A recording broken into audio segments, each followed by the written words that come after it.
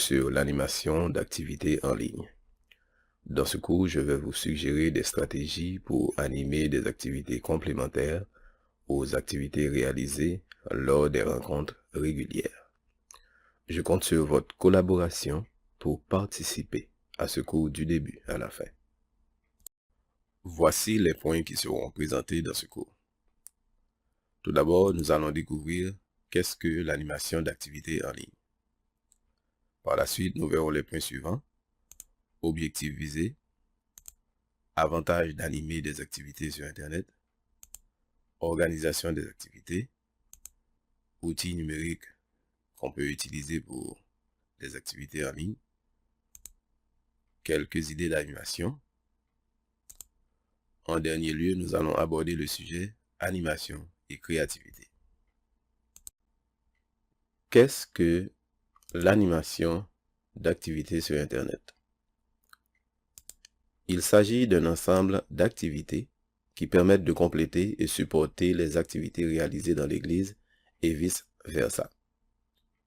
Grâce à l'animation d'activités sur Internet, il est possible de rendre disponibles ou programmer certaines activités. Par exemple, le culte en direct en ligne est un modèle d'animation d'activités web. Quel est l'objectif visé pour la programmation d'activités en ligne? L'objectif est de mettre sur place des activités et des programmes qui renforceront les liens entre les membres et les dirigeants pour une église plus dynamique. L'animation d'activités sur Internet présente plusieurs avantages.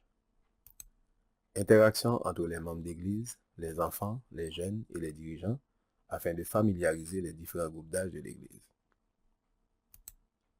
Engagement des visiteurs. Grâce à l'animation d'activités sur Internet, vous pouvez obtenir la collaboration et l'engagement des membres et de dirigeants avec le moins d'efforts. Rapprochement des membres et des dirigeants. Cette démarche augmente la confiance et le niveau de collaboration entre membres, jeunes et dirigeants. Rétention des membres. L'animation d'activités en ligne permet d'occuper les membres par des activités saines et durables. Fraternité chrétienne. Cette démarche permet aux membres de s'entraider, tout en restant fidèles à Dieu par la prière et par la collaboration. Parlons maintenant d'organisation. Pour animer des activités en ligne, il faudra mettre en place l'organisation d'une équipe technique et de gestion de contenu qui inclut des éditeurs, un responsable de vidéo, un webmaster, etc. Vous pouvez vous référer au cours sur l'organisation d'une équipe technologique pour plus de détails. Ainsi, je vous propose les outils numériques suivants qui peuvent s'avérer efficaces dans l'organisation de vos activités. Nous avons les réseaux sociaux qui peuvent être très utiles pour la diffusion et l'organisation d'activités. Prenons comme exemple YouTube, Facebook, etc. Le courriel qui va vous aider à transmettre vos communications pour promouvoir vos activités.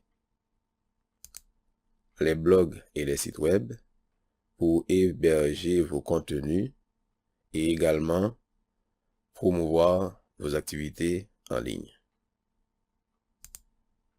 Les quiz, qui sont des questions-réponses, qui peuvent assurer l'animation d'activités en ligne. Les cours en ligne, comme le cours que je vous présente actuellement, que vous pouvez également utiliser comme activité, par exemple des cours sur la santé, des cours sur l'éducation des enfants, etc. À titre de suggestion, je vais vous présenter quelques idées pour animer ou programmer des activités en ligne. Comme je l'ai mentionné, il n'y a pas une procédure précise pour réaliser vos activités. Vous devrez utiliser votre créativité, votre imagination pour aboutir au succès.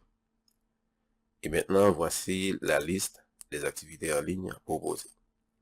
Concours de chant, requête de prière, quiz biblique, vidéo d'histoire biblique pour enfants, jeux bibliques pour jeunes, enfants et adultes, lecture de la Bible en un an, quiz sur d'autres sujets, anniversaire, forum, sondage, conseils pratiques sur la santé, l'éducation ou autres, évangélisation en ligne, par exemple concours biblique, croisade en ligne.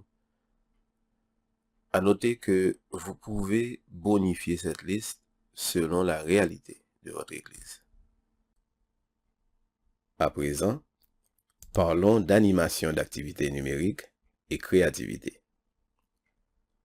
L'animation d'activités en ligne requiert beaucoup de créativité et d'imagination comme je l'ai mentionné précédemment. Ainsi, il n'existe pas un canal spécifique pour organiser vos activités. Le plus important est de s'assurer de bien connaître vos canaux de communication. Prenons comme exemple les réseaux sociaux, les blogs, le site web, etc. Ceci vous permettra d'adapter votre outil numérique à votre activité, votre public cible et aux besoins de l'Église. Car une activité qui ne répond pas aux besoins des membres risque de ne pas avoir de succès. En planifiant vos activités, assurez-vous également de respecter les normes de l'Église pour éviter des problèmes ou des conflits avec vos dirigeants.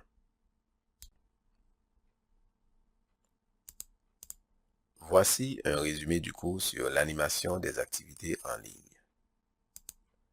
Qu'est-ce que l'animation d'activités sur Internet? Il s'agit d'un ensemble d'activités qui permettent de compléter et supporter les activités réalisées dans l'Église et vice-versa. L'objectif visé est d'intégrer des activités et des programmes qui renforceront les liens entre les membres et les dirigeants.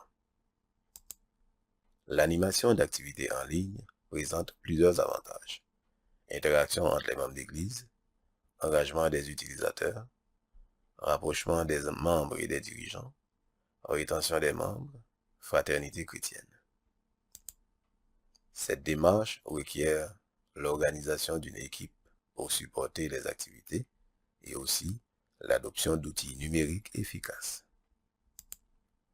Pour une animation réussie, il faudra avoir les bonnes idées, de la créativité et la conformité aux normes de l'Église.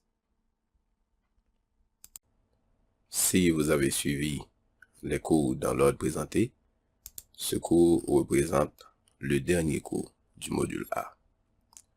Je tiens à vous remercier d'avoir suivi cette série de formations qui vous aidera à mieux organiser vos activités numériques et votre équipe technologique.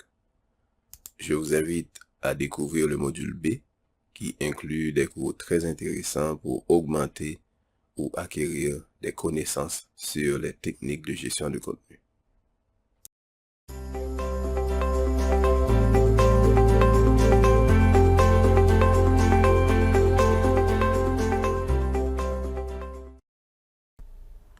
À présent, je vous invite à vous rendre au cours 6 sur l'infrastructure d'un site web. Par infrastructure, nous voulons nous référer aux composants numériques qui permettent le fonctionnement de votre site web.